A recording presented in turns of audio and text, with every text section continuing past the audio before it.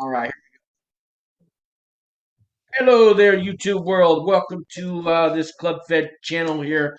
Got a guy today. I'm going to interview Michael from Alabama.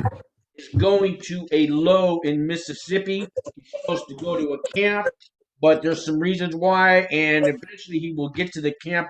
We'll get to all that part. I want to introduce Michael from Alabama. And if you don't want to say your last name, whatever. But he's got a very interesting story, guys. And hopefully it'll help some of you that are going through the same process. So, Michael, and say hello, Michael, and maybe I'll start from the beginning that you were telling me on the phone there. Hey guys, yeah, thanks Sean for having me today. My name's Michael. I'm from North Alabama. I was a paramedic on an ambulance and had an opiate addiction, and I started taking the fentanyl off the ambulance. That was a crime. That was enough to get me a state charge or county charge, theft narcotics. I've heard about ambulance drivers that they have a lot of drug addiction problems. Is that true? Yeah, that is true. The movie with Nicolas Cage, the ambulance driver. Did you ever see that one? Yeah, definitely. Is there any truth to that movie? True. We have, I mean, it's prevalent. It's right there at our fingertips. We don't have to go look for it. Yeah. We administer the drug, so it's easy for us to take. But anyway, regardless, I got the state charges, and then I went to a treatment center, inpatient treatment center, try to better myself. When I come out, the feds were waiting on me a couple of days later and give me fed charges for tampering with a different product. So you get out of treatment recovery, you think, okay, I'm turning my life around, and there's the feds waiting for you. Like, congratulations on your recovery, and here we're here to give you charges. Yeah, and so the crime was bad enough that I was stealing the narcotic, but I was trying to cover up my crime. So place it with normal stealing, and that's what I really got in trouble. That's why I'm going to federal prison. Is tampering with consumer products. Is that what makes it a federal charge? That's what made it a federal charge. Yes, sir. So I had to wait 2.5 years for sentencing. A lot of it due to the COVID stuff going on, but it kept getting put off. I pled guilty, and I have to wait for my sentencing. My lawyer recommended I go to a prison camp, and of course he did recommend the RDAP, and I do have that pretrial report. Yeah, we talked about that because it's very important. It's in your paperwork. It's in your file. The judge can recommend all day, but when you get to the camp or the prison, they're all, well, we own you now. So right. So hopefully I'll get to do the RDAP, because I did have that all included in my pre-sentence report. You should be fine. You should be fine then. I did find out, like I was talking to you earlier, I'm going to a low instead of a camp, because you had informed me it's because I still have those state charges. We got a technical. We had a detainer, guys. So you were talking about, since you didn't know that a detainer can stop you from going to a low, or an open case somewhere. Right back. Well, that's correct. That's correct. I've been emailing my lawyer, trying it's two separate lawyers, one for state charges and one for federal charges. I've been emailing my lawyer with the state charges, try to please hurry up and get this cleared up so that I can go to camp instead of going to the low. Yeah. So you got below 11 points, and you're qualified for a camp, but right. Since there's no fence in the camp and you got a case somewhere, they don't know what's going to happen with any other case. So we're putting you behind a fence because we don't, But once you get that resolved, they'll transfer you pretty fast. When it comes to that, when they'll move, I've seen it happen to other guys when I did time with, and they got it fixed on the outside. It's not always easy. At least you can start it now, because some people don't find out until they get to the low that, oh, I do have a case. I have nobody to help me. I'm done with my lawyer. I don't have anybody to call. My 80-year-old mother doesn't know how to, fix this. So at least you know before you go in, so you started the process to fix it. You know. Yeah, that's correct. Correct. So hopefully we can get this resolved within the next week. I have to report on the 16th. So hopefully we get this resolved before my report date, and I can go ahead and get the wheels turning. Yeah, on the 16th. I wonder if it's possible to even get it all done now.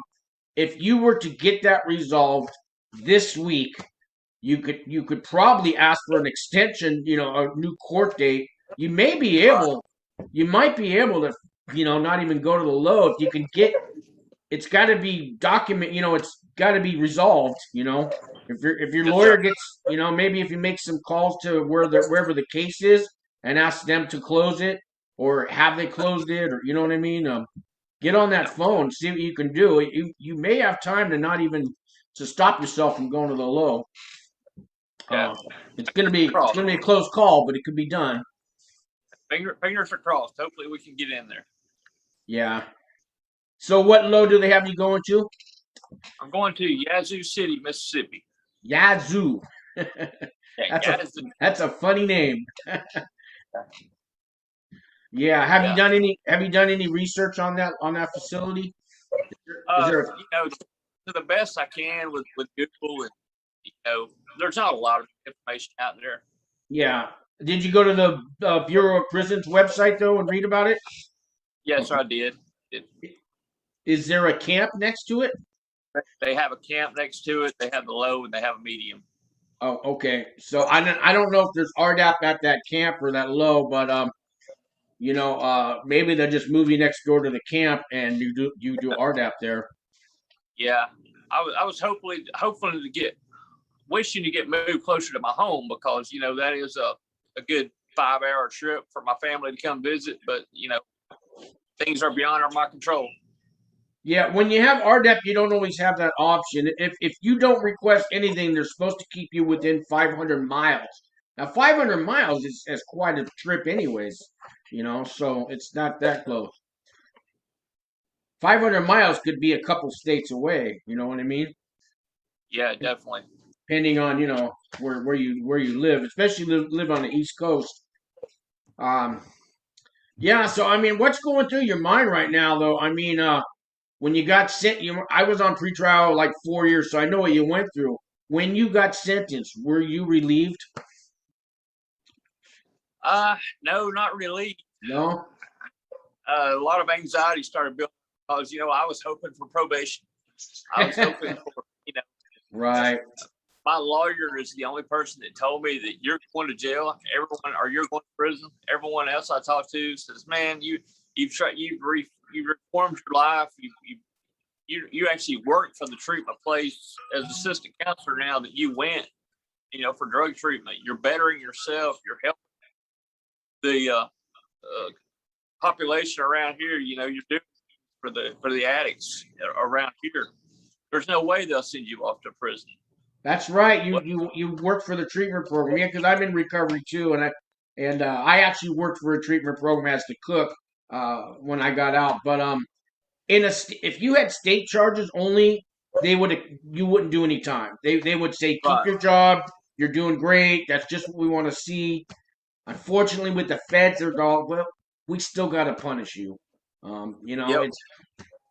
I know you got 51 months, right? Yeah. Yes, sir. 51 months. So hopefully, with half and the halfway house, sober living. Hopefully, I'll be able to get out within 2 years, maybe. I mean, yeah. I think that's really. So, did you go to school to get your your license for a counselor? Was it 1,000 hours training and all that stuff? No, I'm not a licensed counselor. I'm an assistant counselor. I did go and do the certified recovery support specialist training. Okay. And all that. I do have that certification. Okay. And are they going to let you work for them when you get out of prison? Do you know? They're going to. Yes, sir. They told me that my job will be there when I get back. Well, good, because I mean, the kind of clients that you get, actually, when you get out of prison, you may be able to help more people than you know, because now you got Right. you got the prison experience behind you. There ain't no bullshit. Nobody can run past you now. You've heard it Right. all, and you've lived it all. So because That's correct. God's I got a know will. what's that? God's got a will for this life, and that may be part of it. You know. See, God, you know what I mean? There's always a reason.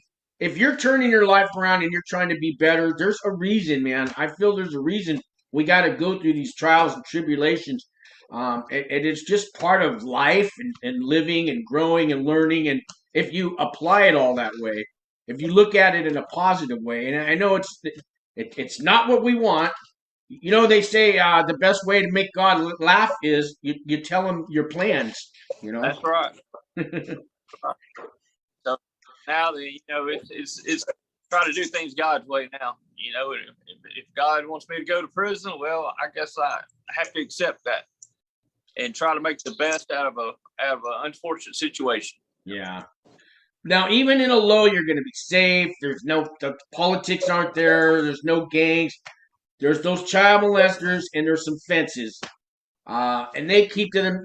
You stay on their side. You're going to get through that, and you're going to be going into campus before you know it. I know this will get resolved, and you'll be at the camp. But at a low, you're safe too. I mean, do you ever watch RDAP Dan videos? I do watch some of his videos. Yeah, so he went through a low, Coleman low, and he had no problems, no fights, no gangs, no, you know what I mean? So you're in a safe place. It's the other two, the mediums and the penitentiaries, those are the scary places. Yeah. You're going to be in there with, white collar guys, nonviolent drug dealers, all, just nonviolent people for the most part. You know what I mean? You'll be safe. Yeah, Yeah. there's a lot of anxiety about going. How unfortunately I still have my wife, and she still supports me, and I still have my children. 2 at home and 3 grown, but they all support me. I know that when I get back from this stint, that they will still be here for me. And very very fortunate that way. Do you remember what your guidelines were before you got sentenced? What offense level you had? I do not remember. I know that I got some time added to the sentencing because I was what they call it in a position of trust as a paramedic. Oh, So yeah. they did add some time on because of that. Sure. My guidelines were 51 to 77, and I got 52 months. So you might have been in there. Uh, Originally they were more on. I had a category 4, but the judge moved me to category 1 because of all the good things I did on pretrial. And Yeah. that's the best a judge could do. But was this your first time offense? First offense, yes, sir. Did go with the low end, but then they had to add, a certain number of points because of the level of trust I had Yeah, in paramedic. I had 24 points. It's probably what you had. That's 51 to 77. But they take a few off when you do acceptance of responsibility. When you Right. you did that with the plea deal and all that. So you're probably looking at Yeah. more before you did that. Right. You know what I mean? And then a couple of years go by, and like all your friends and family think you're going to get probation, and you start to believe it too. Or at least one half the week you believe it. The other half you're worried you're going to go do 10 years. It's a living hell, man. It's a Right. living hell. Right. So, Now you can see. Okay, I don't know if you can see the light at the end of the tunnel now, but now you can see the tunnel, and yeah, that's right. there is light at that end of the tunnel. And when you get to your location, the next day when you wake up, I'm going to tell you from experience, that's when you see the light at the end of the tunnel. You Yeah. know you're on your way out now. The hard part's over. The prison sentence is the easy part. I mean, it's stressful and your family's away, and I get all that, but it's the easy part up here. You Yeah. know? The anxiety leading up. Yeah, yeah. So, what kind of arrangements have you made to turn yourself in? You watched any of my videos on preparing for self surrender day? Uh, I've watched one of your videos, I think, on preparing. I've just, just try to spend time with my family the best I can and try to enjoy each moment that I have with them while I'm still, out of prison, and getting copies of stuff together, my high school diploma, social security card, my COVID vaccination, get copies of all that stuff together, ready to take with me. Yeah, that's good. When it comes to your social security card and your ID, they actually like you to bring the actual card. Okay. Because they might ask you to have somebody mail it into you, because it gets you out to a halfway house faster. These case managers they want all their ducks in order because they're the ones that are going to release you to the halfway house, and most of them they want to see the actual card. Um, did you look up your inmate registration number, your federal registration number on the BOP website yet? I did. I already got it memorized. I looked it up, memorized it. Okay, so you've given that to friends and family so they can write you a letter or put money on your books with that? Okay. Yeah. How about a Google Voice phone computer phone for a Google Voice number for your friends and family so you can save money when you call them? I have not done that yet, but that is a good idea that I need to do that. Get a local number. Yeah, because those phone calls can be expensive. They can be up to 80 cents a minute. But if your friends and family get local numbers through the Google Voice, it might only be 12 cents a minute when you call them. Saves a lot of money. Yeah, and I'll do that. And any prescriptions you got, you want to bring those with you. Bring the actual medication with you in the prescription bottle, or bring a copy of a prescription. Copy or an empty bottle. They're not going to let you take. They're not going to let you take what's in the bottle inside. But all the prisons have their own pharmacy, and they'll give you at least their version of what you're taking. Some generic. Okay. They have generic versions. Yeah. Okay. And you said you got vaccinated already, right? Yes, sir. Yes, sir. Yeah. So bring proof of that. I just got good news from Otis. Called me up. He's a guy I did an interview with last week. He's turning himself in on the 21st. He called the prison. He is going to where's he going to? Coleman Low, and they told him that he has to do 12 days quarantine, but it's not in the shoe. The prison the correctional officer told him nobody's going in the shoe anymore. It's just a quarantine range. It's where you're going to live, and they'll put you in a special range. You'll have TV privileges. You'll be able to get your mail, but you can't go to the chow hall until you've tested twice for negative. But you're not going to be in a shoe anymore. So all the prisons have changed that. So you don't have to go to the shoe for 2 weeks. So is that even with a vaccination, you still have to quarantine like that? He says you have to be there until you get vaccinated. Since you've already got it, you only have to do the 12 days and then they're out. Other guys that haven't been vaccinated, they got to wait till they get their shot. If they refuse to get the shot, they're going to stay in that quarantine range the whole time. That means they don't get to go outside and play or go to classes or go to work or anything. They're going to be stuck there. So anybody that doesn't want to get that shot, the feds aren't going to, that's their rule. Until further notice. But you've already got the shot, so you're good to go. That's right. Yeah. I've got to be going on now, Sean. Thank you for having me on. All right. I appreciate it, Michael. I appreciate it, Michael. Any message you have to the viewers out there?